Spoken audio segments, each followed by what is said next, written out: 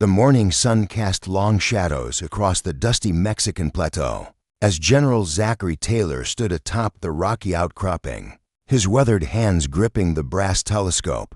What he saw through the lens would have made a lesser man's blood run cold. 15,000 Mexican soldiers advancing in perfect formation, their bayonets gleaming like a steel sea under the February sky. Against this overwhelming force, Taylor commanded barely 5,000 men, most of them volunteers who had never seen the elephant of battle. It was the 22nd day of February, 1847, and the Mexican-American War had reached its most critical juncture. Taylor, known to his men as Old Rough and Ready, had been reduced to this precarious position through political maneuvering in Washington. President James Knox Polk had stripped away most of his seasoned troops, transferring them to General Winfield Scott's campaign against Mexico City. Now, with his depleted force gathered around the village of Buena Vista near Saltillo, Taylor faced the most dangerous adversary of his military career. General Antonio López de Santa Anna, the self-proclaimed Napoleon of the West, had marched his massive army through 300 miles of harsh desert terrain with a singular purpose: to crush the American invaders once and for all. Intelligence reports had reached Santa Anna revealing Taylor's weakened condition, and the Mexican dictator saw an opportunity to win a decisive victory that would shift the entire war in Mexico's favor. His army was not merely larger, it was comprised of seasoned regulars, battle-hardened cavalry, and artillery pieces that outnumbered Taylor's guns 3-1. The terrain around Buena Vista, however, told a different story. The narrow valley, known locally as La Angostura, the narrow place was hemmed in by steep ravines and rocky plateaus that would channel any attacking force into predictable corridors. Taylor had not chosen this ground by accident. His decades of frontier warfare had taught him that superior numbers meant little if they could not be properly deployed. The narrow confines would force Santa Anna's massive army to attack piecemeal, negating much of his numerical advantage. As documented in the American History Central Archives, the weeks leading to this confrontation had been marked by a series of strategic retreats and calculated risks. Taylor had consolidated his forces after capturing Monterrey the previous September, but his position had grown increasingly tenuous as Mexican resistance stiffened and his own resources dwindled. On the night of February 21st, a Mexican officer had approached under a flag of truce, bearing a message that would become legendary in American military lore. Santa Anna, with characteristic arrogance, had offered Taylor the opportunity to surrender with honor, promising that his men would be treated as prisoners of war rather than face inevitable annihilation in the coming battle. The Mexican general's message was both a psychological ploy and a practical assessment. He genuinely believed that any reasonable commander, facing such impossible odds, would choose discretion over valor. Taylor's response was swift and unambiguous. "I decline accepting your request." These 7 words would echo through history as one of the great moments of American military defiance. But behind this laconic reply lay hours of careful planning and consultation with his subordinate commanders. Colonel Jefferson Davis of the Mississippi Rifles, Major Samuel Ringgold of the Artillery, and other key officers had spent the evening studying maps, positioning guns, and preparing for what many believed would be their final battle. As dawn broke on February 22nd, the American camp stirred with nervous energy. Men cleaned their rifles, checked their cartridge boxes, and wrote letters home they feared might never be delivered. The volunteers from Illinois, Indiana, Kentucky, and Arkansas had enlisted for adventure and glory, but few had anticipated facing such overwhelming odds in the harsh mountains of northern Mexico. Yet as they looked to their grizzled commander, many found their courage reinforced by Taylor's unshakable confidence and his reputation as a soldier who had never lost a battle. The earth itself seemed to tremble as Santa Anna's vast army deployed across the valley floor, their regimental bands playing martial airs that echoed off the canyon walls. The spectacle was both magnificent and terrifying. Columns of infantry in blue and white uniforms stretching as far as the eye could see. Squadrons of lancers with their razor-sharp steel points catching the morning light, and battery after battery of bronze cannons being wheeled into position. This was the largest military force ever assembled on North American soil, and its purpose was singular: the complete destruction of Taylor's small army. Santa Anna rode among his troops on a magnificent white charger, his uniform resplendent with gold braid and decorations earned in decades of warfare. At 53 years of age, he was at the height of his military powers, having crushed rebellions, defeated foreign invasions, and dominated Mexican politics for over 2 decades. His strategic mind had conceived this campaign as the masterstroke that would drive the Americans from Mexican soil forever. The plan was elegantly simple: overwhelm Taylor's positions with massed infantry attacks, while using his superior cavalry to cut off any retreat routes. The Mexican deployment revealed the full scope of Santa Anna's tactical genius. His infantry divisions were arranged in 3 massive columns, each commanded by experienced generals who had fought in numerous campaigns. General Francisco Mejia commanded the right wing, positioned to assault the American left flank where the terrain appeared most vulnerable. The center, under General Manuel Maria Lombardini, would deliver the main blow against Taylor's primary defensive positions. General José Vicente Micon's division formed the left wing, tasked with sweeping around the American right and severing their line of retreat to Saltillo. Supporting this infantry assault were 12 squadrons of cavalry, the cream of the Mexican army. These lancers had perfected their craft in countless border skirmishes and internal conflicts, their long steel-tipped weapons capable of devastating effectiveness. Against broken infantry formations, Santa Anna's artillery, positioned on commanding heights, could bring devastating crossfire to bear on any position the Americans might attempt to hold. The Mexican commander had every reason for confidence. His army was larger, better equipped, and positioned to exploit every apparent weakness in the American deployment. Yet as the morning wore on, the first signs of trouble began to manifest. In the Mexican ranks, the 300-mile march through desert terrain had taken a severe toll on men and equipment. Water was scarce, rations were running low, and many of the infantry regiments were already showing signs of exhaustion before the battle had even begun. Santa Anna's logistical planning, brilliant in conception, had proven inadequate to the harsh realities of desert warfare.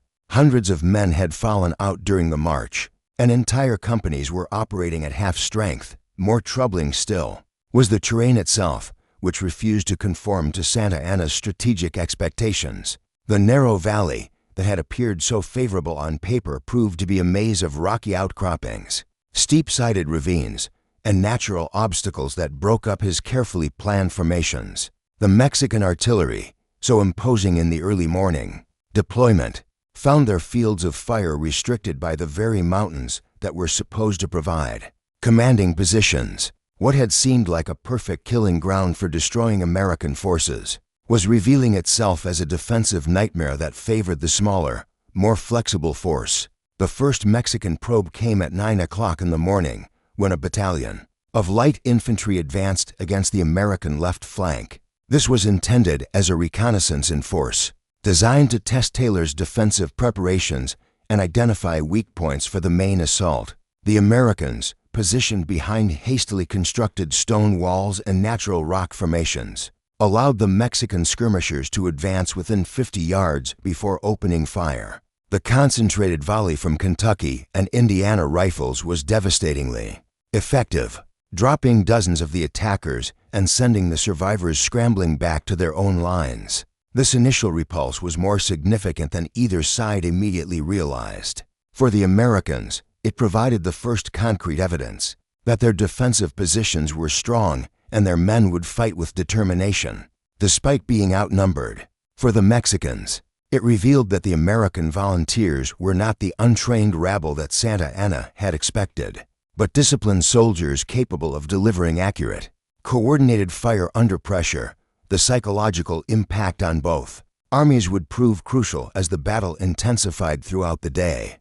By midday, Santa Anna had committed to his main assault, ordering Mejia's division forward in a massive frontal attack against the American center-left. 4,000 Mexican infantry advanced in 3 dense columns, their officers mounted and conspicuous in their bright uniforms. drums beating the attack and regimental colors flying proudly above the ranks. The sight was magnificent and terrible, a throwback to the grand military spectacles of the Napoleonic era, with mass formations advancing in perfect order toward what appeared to be certain victory.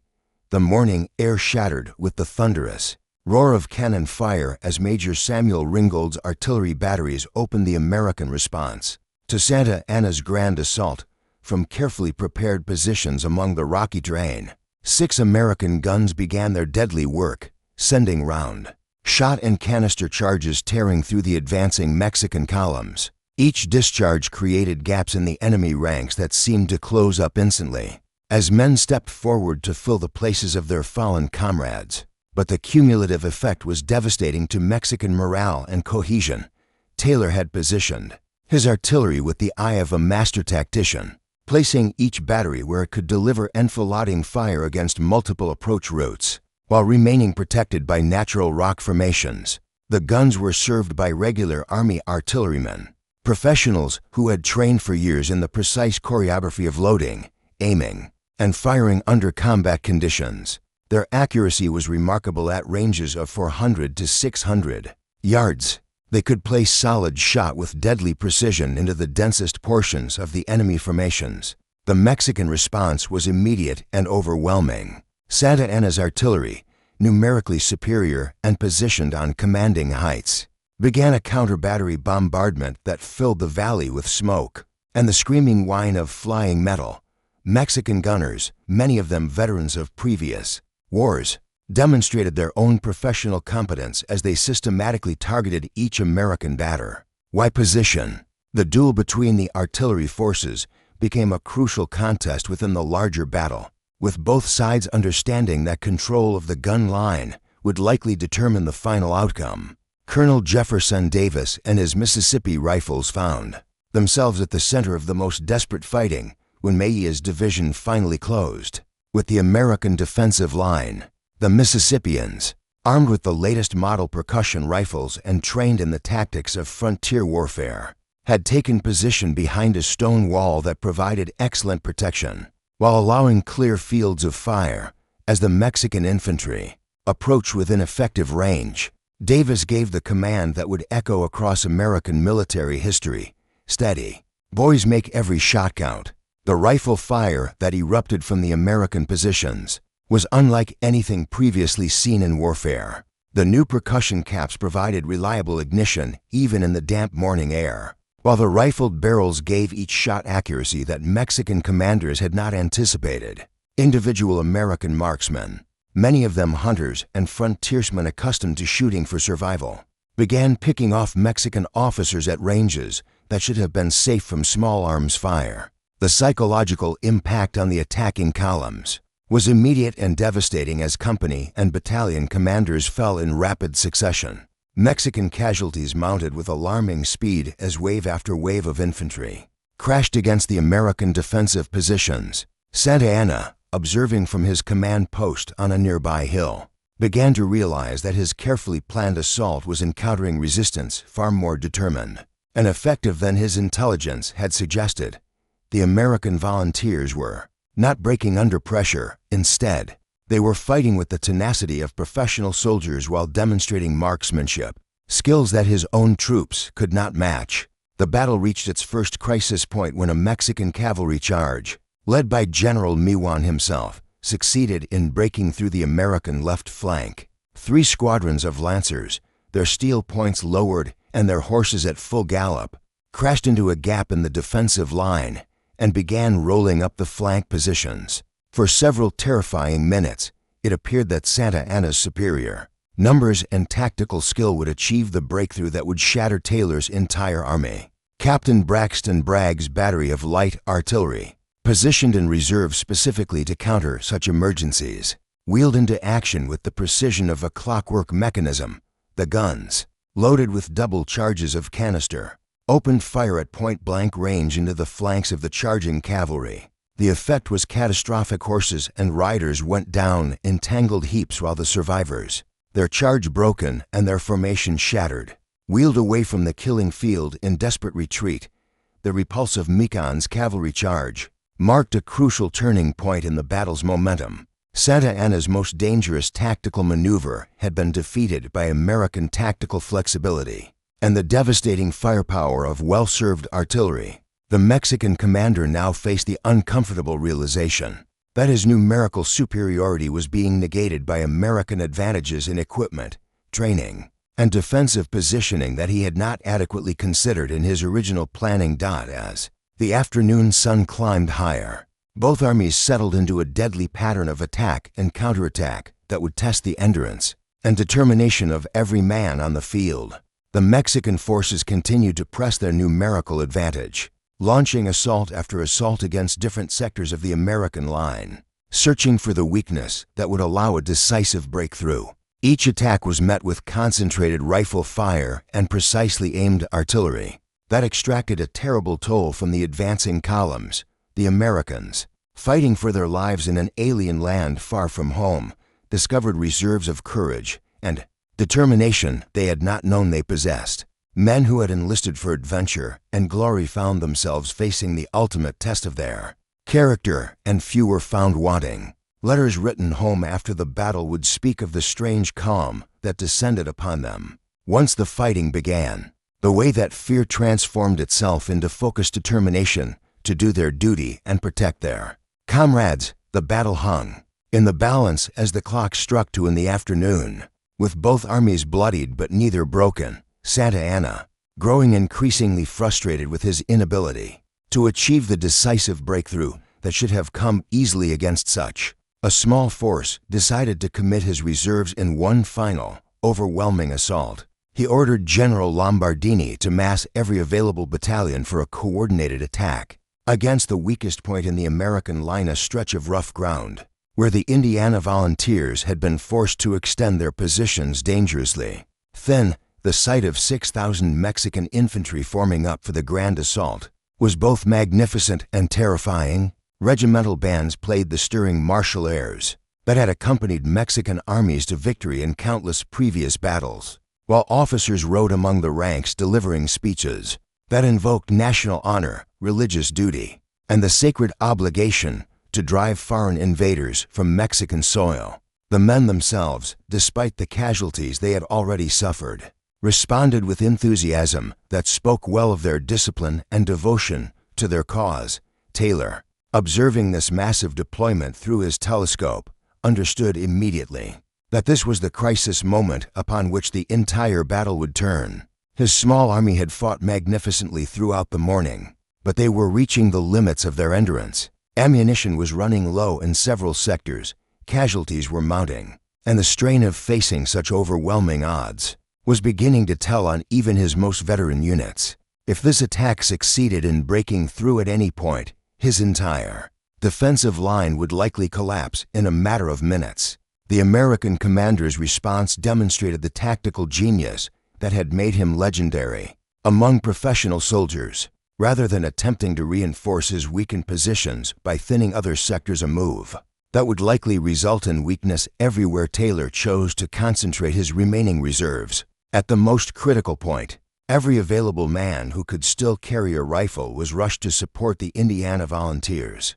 creating a density of firepower that would either stop the Mexican assault or be overwhelmed by sheer numbers. As documented in reports from the Library of Congress archives, the intensity of fighting during this phase of the battle exceeded anything previously recorded in American military history. The Mexican assault struck the American line with the force of an avalanche. Thousands of infantrymen, advancing through a storm of rifle and artillery fire that should have been impossible to survive. Yet the attacking columns pressed forward with a determination that spoke to their training, leadership, and belief in their cause. The hand-to-hand fighting that erupted when the Mexican assault finally reached the American positions was savage and desperate.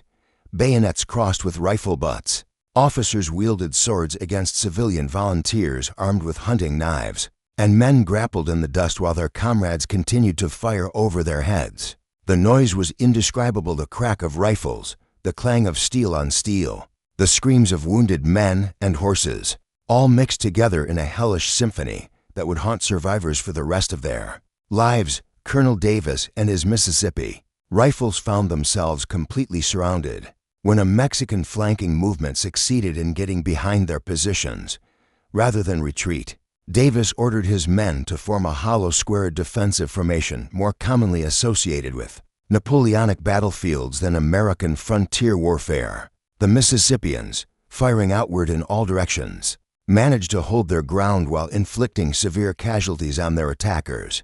But their situation remained desperate.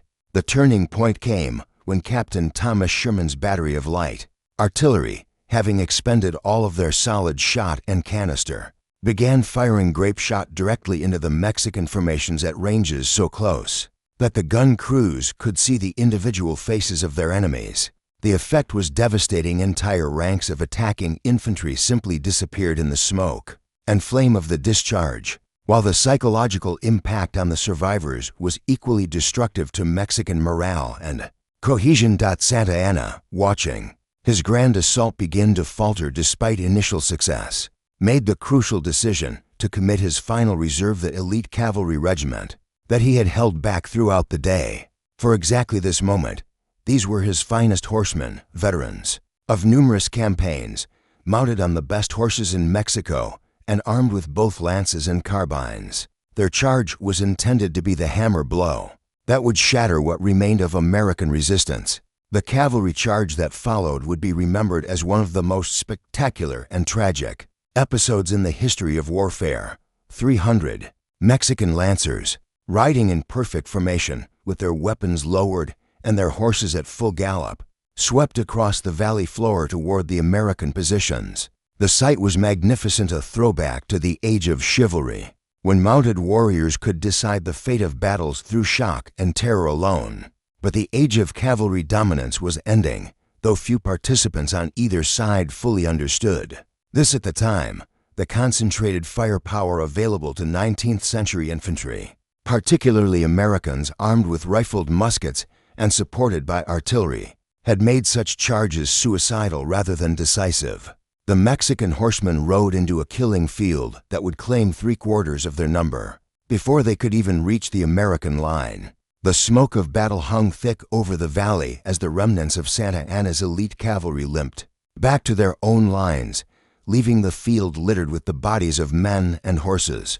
The failure of this final, desperate charge marked the beginning of the end for Mexican hopes of victory. Santa Anna, for the first time since the battle began, was forced to confront the possibility that his overwhelming numerical advantage might not be sufficient to break the stubborn American defense. Major Ringgold's artillery crews, their faces blackened with powder smoke and their uniforms soaked with sweat, despite the February chill, continued to serve their guns with mechanical precision even as Mexican counter-battery fire systematically destroyed their positions. The professional artillerymen understood that their role in this battle was absolutely critical. As long as the guns continued to fire, the American infantry could hold their positions. But if the artillery were silenced, the defensive line would inevitably collapse under the weight of superior numbers. The human cost of the morning's fighting was becoming apparent as stretcher bearers moved through the American positions, carrying wounded men to the makeshift field hospital established behind the main battle line.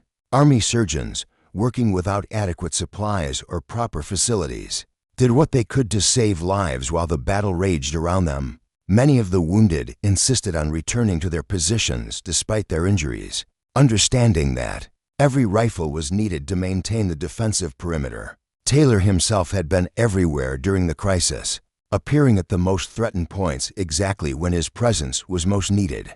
The sight of Old Rough and Ready calmly directing the defense, while enemy bullets whistled around him, had an enormous impact on the morale of his troops. Soldiers who had begun to waver found their courage restored by the example of their commanding general, who seemed to regard the overwhelming enemy force as merely another problem to be solved through professional competence and determination. The Mexican army, despite its impressive size and initial advantages, was beginning to show signs of the strain that inevitably affected forces operating far from their supply bases. Water was critically short after the long desert march. Ammunition was running low due to the intensity of the bombardment, and many units were reporting significant casualties among their officers. Santa Anna's staff was beginning to voice concerns about the Army's ability to continue the assault much longer without achieving decisive results. The afternoon phase of the battle saw both commanders attempting to regain the initiative through tactical innovation. Santa Anna ordered his artillery to concentrate its fire on the American gun positions, hoping to silence the batteries that had proved so effective against his infantry attacks. The Mexican gunners, skilled professionals in their own right, managed to dismount several American pieces and inflict casualties among the artillery crews. But the surviving guns continued to fire with deadly accuracy. Taylor's response was to order a limited counterattack designed to disrupt Mexican preparations for another major assault. Companies from the Kentucky and Arkansas regiments, supported by a section of artillery, advanced from their defensive positions to strike at Mexican troops forming up for attack. The movement was carefully planned and precisely executed, achieving complete surprise and inflicting significant casualties before the Americans withdrew to their original positions. The psychological impact of this counterattack was far greater than its tactical significance. For the first time in the battle, American troops had taken the offensive, demonstrating that they were not simply clinging to defensive positions in desperate hope of survival. The sight of outnumbered Americans advancing against superior numbers sent a shock through the Mexican ranks that would influence their behavior for the remainder of the engagement. As recorded in contemporary military dispatches, the fighting during the middle afternoon reached levels of intensity that tested the limits of human endurance. On both sides, Mexican officers continued to lead their men forward with conspicuous gallantry, accepting casualties that would have been considered prohibitive in European warfare. American defenders responded with determination that impressed even their enemies, maintaining disciplined fire control and tactical cohesion despite being outnumbered 3-1. The crisis for Santa Anna's army came when reports from his subordinate commanders began to paint a disturbing picture of the battle's progress. Despite hours of assault and thousands of casualties, the American defensive line remained intact. Mexican ammunition was running dangerously low, water supplies were exhausted, and many units were combat ineffective due to officer casualties and general demoralization. The Grand Army that had marched confidently from San Luis Potosi was in danger of disintegrating if decisive results were not achieved soon.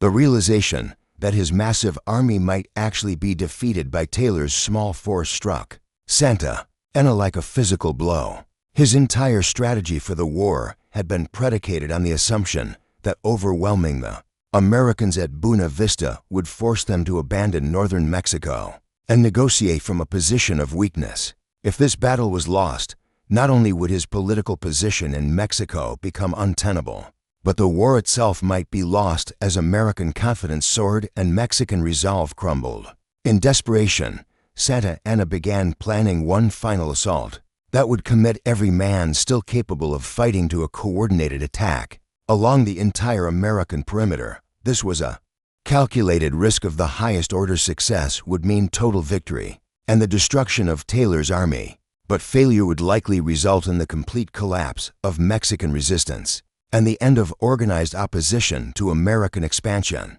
into Mexican territory. As the sun began its descent toward the western mountains, casting long shadows across the blood-soaked battlefield, Santa Anna prepared to stake everything on one last desperate gamble. The Mexican commander had reached the painful conclusion that half measures would not suffice against Taylor's stubborn defense. Only a coordinated assault by every remaining effective unit in his army could hope to achieve the breakthrough that had eluded him throughout the day. The orders that went out to Mexican division commanders were simple in concept, but demanding in execution. Every man who could still carry a weapon was to advance simultaneously against the American perimeter, overwhelming the defenders through sheer mass and determination. Artillery would provide preparatory bombardment for exactly 30 minutes, then lift its fire to avoid hitting their own troops as they closed with the enemy. Cavalry would screen the flanks and exploit any breakthrough that the infantry achieved. The American defenders, exhausted after hours of continuous combat, could see the massive Mexican preparations taking place across the valley. Through the drifting smoke, they watched as regiment after regiment formed up in attack columns, while Mexican artillery pieces were repositioned to provide closer support for the coming assault. The sight of such overwhelming force preparing for one final effort was sobering even for men who had already proved their courage multiple times throughout the day. Taylor, consulting with his surviving officers in a hasty council of war, made the crucial decisions that would determine whether his army survived the approaching storm. Ammunition would be redistributed to ensure that every man had enough cartridges for sustained fighting. The artillery would hold its fire until the Mexican infantry came within canister range, maximizing the psychological as well as physical impact of each discharge. Wounded men who could still handle a rifle were asked to remain in the line, rather than withdraw to the hospital area. The Mexican bombardment began at 4 o'clock in the afternoon, with an intensity that surpassed everything that had come before. Every gun in Santa Ana's artillery park opened fire simultaneously, creating a thunderous barrage that could be heard 20 miles away in Saltillo. The American positions disappeared in clouds of dust and smoke as round shot and explosive shells tore through their defensive works, dismounting guns and inflicting casualties among the defenders. For 30 minutes, the bombardment continued, with mechanical precision, Mexican gunners serving their pieces with the skill of professionals who understood that this was likely their last opportunity to break American resistance. The noise was indescribable, a continuous roar that made verbal communication impossible and forced men to rely on hand signals and prearranged procedures. Several American artillery pieces were destroyed outright, their crews killed or scattered by direct hits. When the bombardment lifted and the smoke began to clear, the sight that greeted both armies was one that would be remembered by survivors for the rest of their lives. 8,000 Mexican infantry were advancing across the valley floor in perfect formation, their bayonets fixed and their regimental colors flying proudly above the ranks. The spectacle was magnificent and terrible, the largest infantry assault ever launched on the North American continent, aimed at fewer than 3,000 American defenders who had already endured a full day of combat. The American response was immediate and devastating. Every surviving artillery piece opened fire simultaneously, sending canister charges tearing through the advancing columns at ranges so close that the effects were catastrophic. Gaps appeared in the Mexican formations that seemed impossible to close, yet the attackers pressed forward with determination that spoke to their training and devotion to their cause. Colonel Davis and his Mississippi Rifles, positioned at what intelligence had identified as the most likely breakthrough point, prepared to meet the assault with a tactical innovation that would become legendary in American military history. Instead of forming the traditional linear defense, Davis arranged his men in a V-shaped formation that would allow them to deliver converging fire into the flanks of any attacking column that penetrated their position. The collision between the Mexican assault and the American defense was violent beyond description. Thousands of men engaged in close quarters combat, while artillery continued to fire over their heads into the rear ranks of the attacking formations. The noise of battle reached levels that left many participants permanently deaf, while the smoke became so thick that individual units lost contact with their neighbors and fought as isolated islands in a sea of chaos. The breakthrough that Santa Anna desperately needed came when General Lombardini's division succeeded in overrunning a section of the American line, held by exhausted Indiana volunteers. For several crucial minutes, Mexican infantry poured through the gap, threatening to roll up the entire defensive position from the flank. The sight of enemy soldiers in their rear caused panic among some American units, and it appeared that Taylor's army was finally about to break under the pressure of superior numbers. The crisis was met by Captain Braxton Bragg's battery, which had been held in reserve specifically for such an emergency. The artillerymen, working with desperate efficiency, unlimbered their guns and opened fire with double charges of canister directly into the advancing Mexican infantry. The slaughter was terrible. Entire companies disappeared in the smoke and flame of the discharge, while the psychological shock broke the momentum of the assault just as it seemed to be achieving decisive success. The failure of Santa Anna's grand assault marked the beginning of the end for Mexican hopes of victory at Buena Vista, as the remnants of the attacking columns limped back to their original positions, leaving the field carpeted with casualties. A strange quiet descended over the battlefield. Both armies had reached the limits of their endurance, but it was the Mexicans who faced the harsh reality that their numerical superiority had not been sufficient to break American resistance. Santa Anna, surveying the carnage from his command post, was forced to confront the unthinkable. His massive army had been defeated by a force barely one-third its size. The implications went far beyond this single battle. Word of this defeat would spread throughout Mexico, undermining his political position and potentially ending his military career. More immediately, his army was in no condition to continue operations with ammunition exhausted, casualties mounting, and morale approaching the breaking point. The American defenders, though victorious, were in little better condition. Taylor's effective strength had been reduced to fewer than 2,000 men, still capable of fighting, and ammunition was so scarce that many units were down to their last few cartridges. The artillery, which had played such a crucial role in the defense, was reduced to 3 serviceable guns out of the original battery of 8. Yet the Americans had achieved something that would resonate throughout the war. They had proved that Mexican armies, regardless of size, could be defeated by superior tactics, training, and determination. The night of February 23rd passed in an atmosphere of exhausted vigilance, with both armies tending their wounded and preparing for what many expected would be a resumption of hostilities at dawn. Mexican campfires stretched across the valley, suggesting that Santa Anna's army remained formidable despite its losses.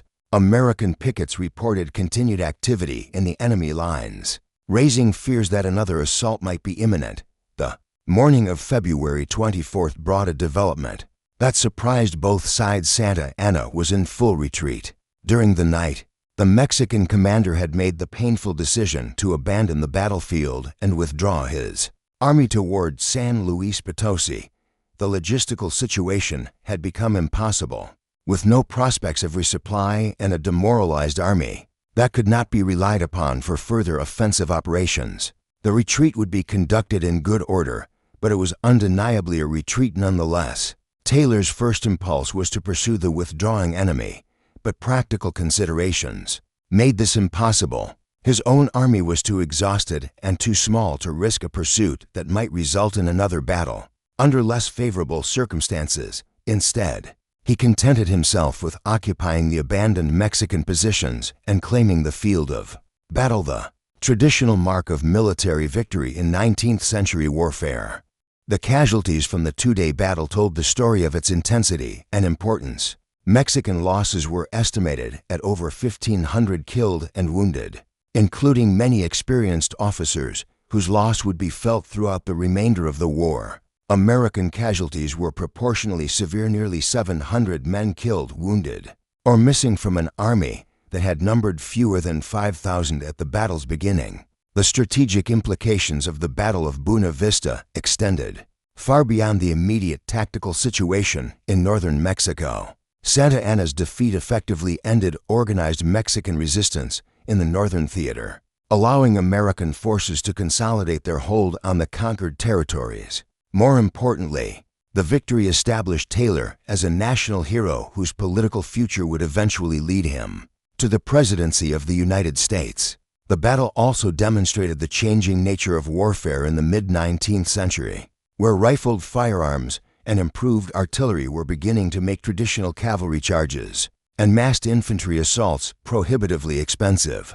The Mexican army's inability to overcome a well-positioned defensive force, despite overwhelming numerical superiority, foreshadowed the tactical lessons that would be learned at far greater cost during the American Civil War. For the participants themselves, the Battle of Buena Vista became a defining moment that would influence the rest of their lives.